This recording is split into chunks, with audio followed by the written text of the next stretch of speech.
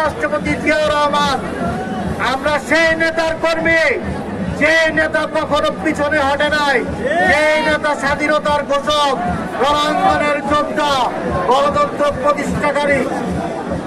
আমাদের নেতা যুদ্ধক্ষেত্র থেকে পালিয়ে যায় নাই। হাসিনা পালিয়ে গিয়েছিল, তৎকালীন সময় শেখ মুজিবুর রহমানও পাকিস্তানের আত্মীয়তা গ্রহণ করে আত্মসমর্পণ করে পাকিস্তানে জীবন যাপন করেছেন। এবং বর্তমানে যুদ্ধের সময় যে আওয়ামী লীগের নেতারা ভারতে পালিয়েছিলেন, আমাদের নেতা কিন্তু পালিয়ে যান নাই।